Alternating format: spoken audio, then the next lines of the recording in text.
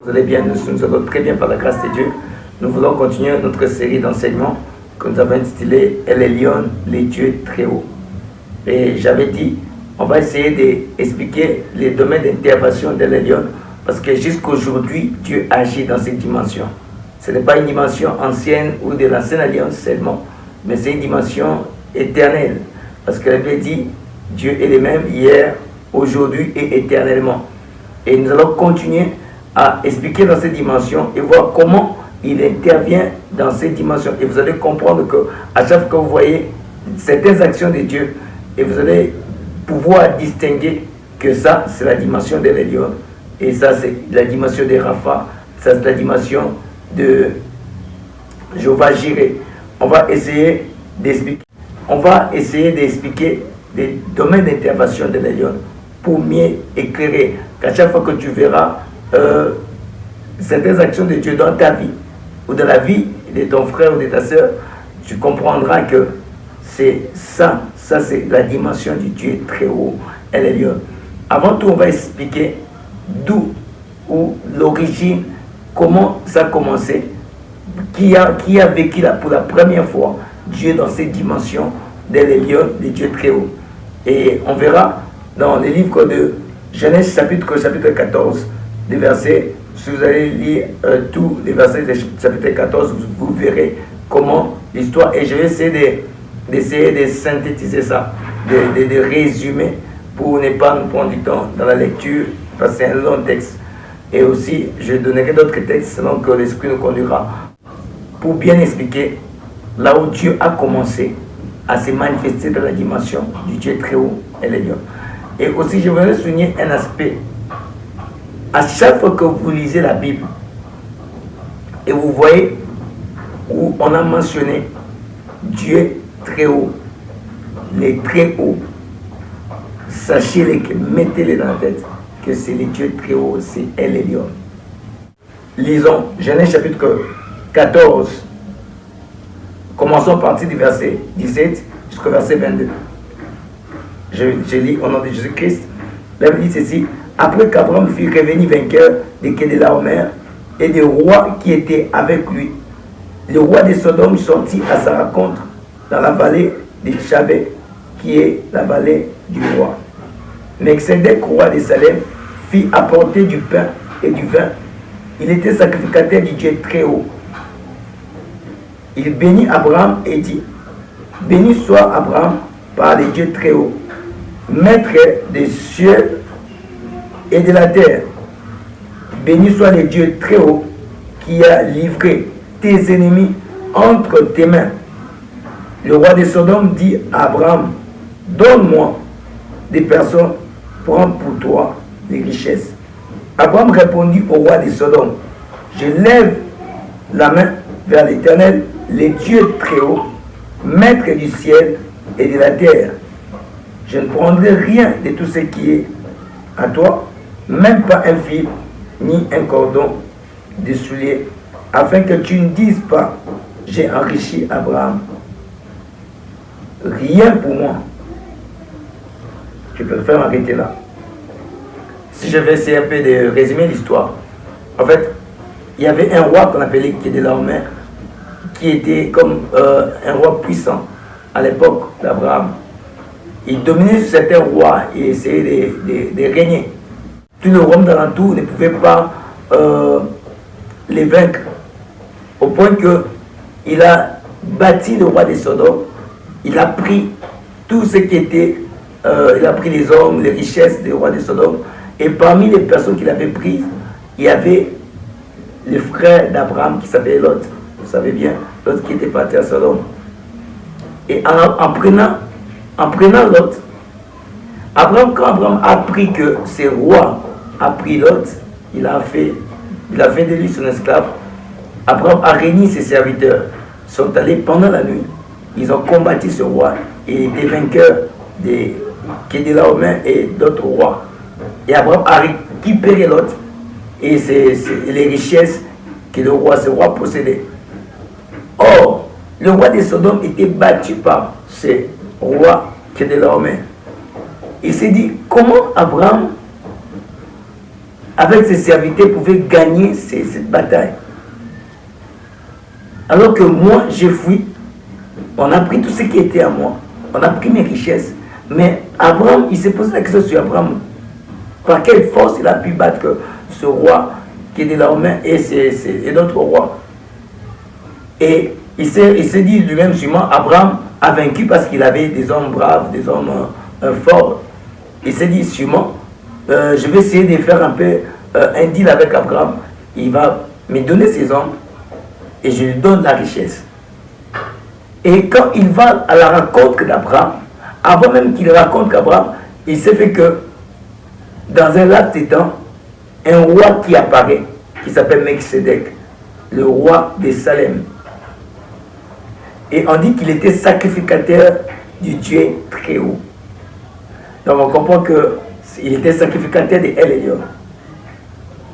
Donc El Elyon, le Dieu très haut, a aussi ses sacrificateurs. C'est juste une parenthèse que je vais nous ouvrir.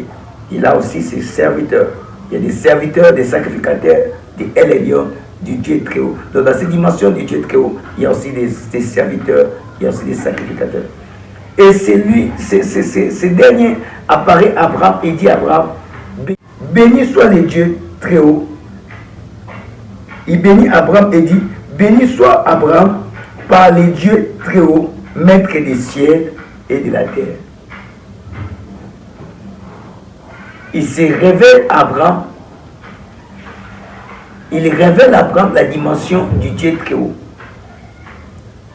Il dit maître du ciel et de la terre. Ça, c'est une précision qu'on va développer dans la suite. Et il dit encore ceci. Verset 20, il dit béni soit le Dieu très haut qui a livré tes ennemis entre tes mains. Il ajoute encore un autre paramètre. Il dit, il veut montrer à Abraham que les combats que tu viens d'avoir, la victoire que tu viens d'avoir par rapport à ces grands rois puissants, ce n'est pas à cause de tes serviteurs, ce n'est pas à cause de ta force. Il dit, béni soit le Dieu très haut qui t'a livré tes ennemis. Donc, Abraham pouvait se dire, ok, j'ai vaincu le congé, j'ai eu la victoire parce que j'ai des hommes braves, des hommes puissants qui m'ont donné la victoire. Mais ce roi de Salem, il vient donner à Abraham une révélation que c'est le Dieu très haut, c'est El Elyon qui t'a donné la victoire. Il révèle à Abraham que El Elyon qui avait intervenu dans tes combats, ce n'est pas toi, ce n'est pas tes hommes, c'est El Elyon qui avait intervenu. Et il dit ceci, la Bible dit ceci, et Abraham lui donna la dîme de tout. Et le roi de Sodome dit à Abraham, là c'est maintenant quand Abraham raconte le roi de Sodome. Et on dit le roi de Sodome dit à Abraham, donne-moi les personnes et prends pour toi les richesses. Quand le roi de Salem, Melchisedec, a fini avec Abraham, il est parti. Abraham du coup il raconte le roi de Sodome. Et le roi de Sodome lui propose la richesse pour avoir les hommes. Parce que dans la tête du roi de Sodome, il s'est dit, moi ce sont les hommes qui accompagnaient Abraham, qui ont donné à Abraham la victoire sur ce roi, qui était leur mère. Alors que ce n'était pas les hommes, c'était les dieux très hauts. Ici, El Elyon intervient dans les combats, mais je toucherai l'aspect des combats après. C'est vrai, quand on voit en part des combats, on dit Dieu intervient dans le domaine des combats, à la dimension des Sabaoth, et les dieux qui interviennent dans les combats. Bon, là, je ne toucherai pas cette dimension-là, mais je suis plus dans la dimension de El Elyon, du Dieu très haut. Et je vais vous montrer que dans quel type de combat El Elyon intervient. Mais pour l'instant, je ne toucherai pas d'abord les combats. Parce que si je dois développer le combat maintenant, ça va me prendre beaucoup de temps. Et je vais toucher cette intervention d'El Elyon dans les combats vers la fin. Parce qu'il y a des combats et combats. Et ces dimensions d'El Elyon dans les combats, je toucherai ça à la fin. Mais aujourd'hui, je vais toucher quelques points pour montrer ces interventions. Et je crois peut-être que je toucherai un seul point aujourd'hui. Et pour montrer son intervention. Ici, j'ai essayé de montrer d'abord l'origine. La première personne qui a vécu l'intervention de Dieu à la dimension de El Elyon, c'était Abraham. Et qui l'a introduit dans cette dimension, c'est Melchisedec, roi de Salem et sacrificateur du très haut. Et vous allez remarquer avec moi, Melchisedec a introduit Abraham dans cette dimension du très haut. Et quand Abraham raconte le roi de Sodome, Abraham dit au roi de Sodome ceci. Les versets 22 dit, Abraham répondit au roi de Sodome, je lève les mains la main vers l'Éternel, les dieux très hauts, maîtres du ciel et de la terre. Je ne prendrai rien de tout ce qui est à toi. On a introduit Abraham dans la dimension du Dieu très haut et Abraham a appliqué ces principes dans sa rencontre avec le roi de Sodome. Il dit, je lève mes mains. Je lève ma main au nom du Dieu très haut, El Elyon. Et j'aimerais, par ces petits enseignements, je prie que Dieu fasse de moi ce Melchizedek qui t'introduit dans la dimension du El Elyon et Dieu très haut.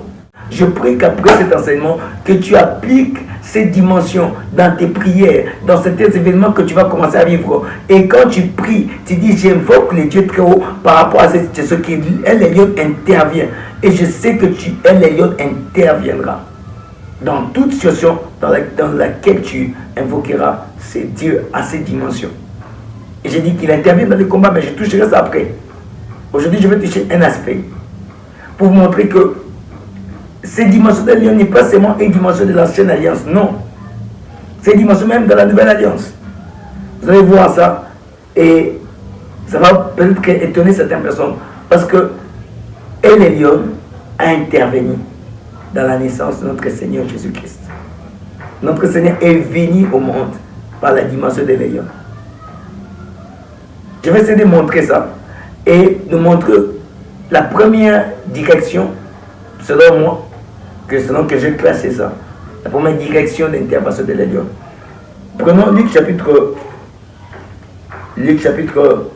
1er, commençons par le verset, je prends le verset 30 et je descends. La Bible dit ceci. L'ange dit, il parle à Marie, l'ange lui dit, ne crains point Marie, car tu as trouvé grâce devant Dieu. Et voici, tu deviendras enceinte, et tu enfanteras un fils, tu lui donneras le nom de Jésus. Et continue, dit, il sera grand, et sera appelé fils du Dieu très haut. Là, c'est la première dimension de El Elyon. El Elyon rend grand. El Elyon, le Dieu très haut, il est le Dieu qui rend grand. Je continue. On dit ceci.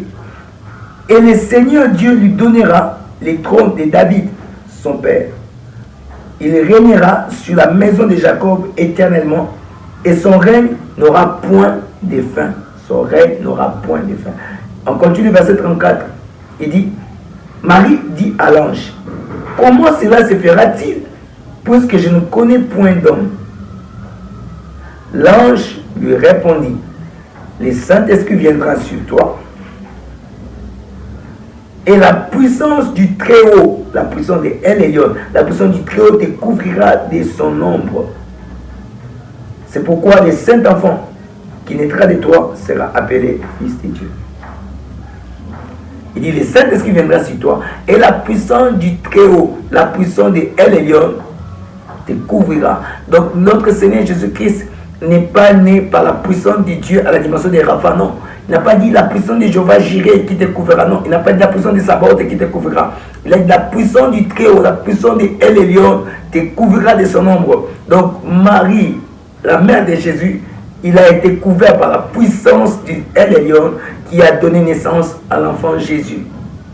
Donc la dimension de El Elyon a donné naissance à notre Seigneur Jésus-Christ.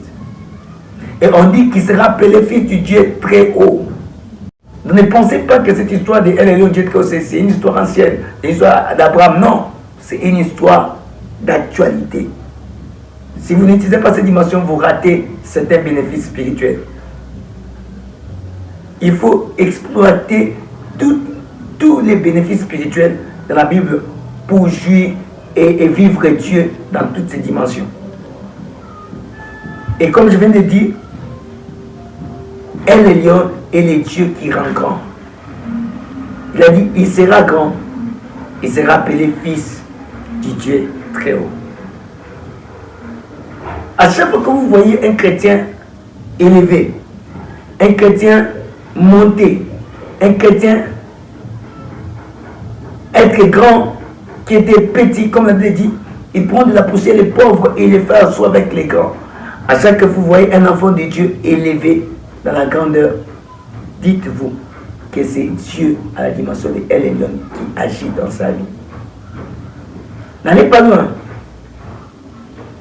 Toute grandeur est l'œuvre de El Elyon.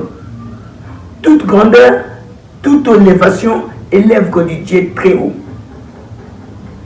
Et je prie que, en évoquant Dieu à la dimension du Dieu très haut, que ce Dieu t'élève, que ce Dieu nous élève, que ce Dieu nous amène plus haut. Regardez ce qu'il dit. Je vais le lire dans Ésaïe, ce que la parole de Dieu dit dans Ésaïe chapitre 52, les versets 13. Le verset 13, Ésaïe 52, le verset 13. La Bible dit ceci. Voici, mon serviteur prospérera, il montera, il s'élèvera bien haut. Mon serviteur s'élèvera bien haut. Les Dieu très haut est celui qui ne laisse pas ses enfants dans la bassesse. Et celui qui ne laisse pas ses fils dans la bassesse. Quand tu les reconnais dans cette dimension, il te fait monter. Il t'élèvera bien haut. Comme il est élevé, il aime en sorte que celui qui l'invoque dans cette dimension soit dans la même dimension que lui, la dimension la plus élevée, dans la dimension de la grandeur. Vous allez voir avec moi, même l'histoire, il y a des gens qui ont vécu ça, bien qu'on ne précise pas clairement dans la Bible que c'était les dieux très haut, mais ils ont vécu ça de leur vie. On peut constater cette progression. Prenons Genèse chapitre 26, à partir du verset 12. Vous allez voir ce qui se passe. On dit ceci.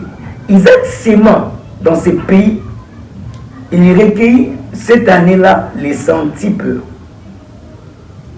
La Bible dit ceci. Il recueillit les centiples, car l'Éternel les bénit. Cet homme devint riche, il alla s'enrichissant de plus en plus jusqu'à ce qu'il devint fort riche. De l'autre côté, la Bible dit ceci. Voici mon serviteur prospérera, il montera, il s'élèvera bien haut. J'ai dit El Elyon, c'est le Dieu qui élève bien haut. Mais avant de t'élever bien haut, il prend le soin de te faire d'abord prospérer. Il respecte les protocoles. Il respecte les étapes. Il dit, mon serviteur prospérera, montera, s'élèvera et s'élèvera bien haut. Regardez, faisons un peu cette analyse, ce parallélisme avec la vie d'Isaac. On dit ceci, Isaac s'aimant dans ce pays et il recueille au centuple, car l'Éternel est béni. Ces dimensions de mon serviteur prospérera. Il recueille au centuple. Et on continue. Cet homme devient riche. On peut dire qu'il est monté.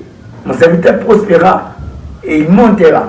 Cet homme devient riche. On continue. Et il s'en alla, il alla s'enrichissant de plus en plus. Mon serviteur prospérera, montera et s'élèvera. On dit jusqu'à ce qu'il devienne fort riche. Donc, Isaac était élevé bien haut par rapport à ce qui était dans son environnement. Et vous constatez avec moi que la dimension de El Elyon s'est manifestée de la vie d'Isaac. Et jusqu'à ce que certaines personnes ont voulu faire l'alliance avec lui parce qu'ils ont vu que non, cet homme ne fait que monter. Il va plus haut. Son père a vécu la dimension de El Elyon, le Dieu très haut. Et cette alliance du Dieu très haut accompagnait les enfants. Et Isaac a vécu ça. Vous allez voir ce qu'une personne aussi a vécu, une autre personne a vécu ça. Là, c'est dans la troisième génération. On a vu Abraham, on a vu Isaac. Vous allez voir encore une autre personne qui s'appelle Joseph. Joseph a vécu ça. Genèse chapitre 39, verset 1er. On fit descendre Joseph en Égypte et Potiphar, l'officier de Pharaon, chef des gardes égyptiens, l'acheta des Ismaélites qu'il y avait fait descendre. Écoutez ce qu'elle dit. L'Éternel fit avec lui, avec Joseph. Et la prospérité l'accompagna. On dit, mon serviteur prospéra d'abord. Il habitait dans la maison de son maître, l'Égyptien. Son maître vit que l'Éternel était avec lui et l'Éternel faisait prospérer entre ses mains tout ce qu'il entreprenait. Là, regardez ce qui se passe. Donc, comme la Bible dit, mon serviteur prospérera, montera. Joseph prospérait chez Potiphar. Et le maître a constaté que ce type ici fait prospérer ses affaires. Regarde ce qui se passe. Joseph trouva grâce aux yeux de son maître, qu'il employa à son service et l'établit sur sa maison. Et lui confia tout ce qu'il possédait. Donc Joseph a quitté le niveau juste de gérer quelques affaires. Il a commencé à gérer tout ce que Potiphar possédait. C'est la dimension de montée. Joseph a quitté la dimension de prospérer. Il est arrivé à un niveau de posséder et de gérer tout ce que Potiphar possédait. Donc, le Seigneur l'a fait prospérer. Il a fait monter Joseph. Voilà encore un autre élément. On dit ceci. Dès que Potiphar, il eut l'établi à sa maison, sur sa maison, et sur tout ce qu'il possédait, l'Éternel bénit l'Égyptien à cause de Joseph. Et l'Égyptien, et la bénédiction de l'Éternel fut sur tout ce qui lui appartenait, soit à la maison, soit au champ. Et on continue, on dit ceci. Il abandonna aux mains de Joseph tout ce qui lui appartenait.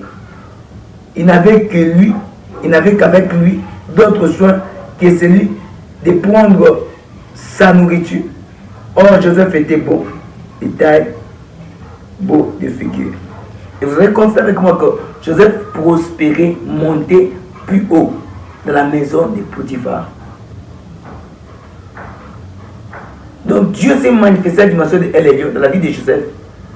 Mais ça n'a pas été écrit comme ça, clairement.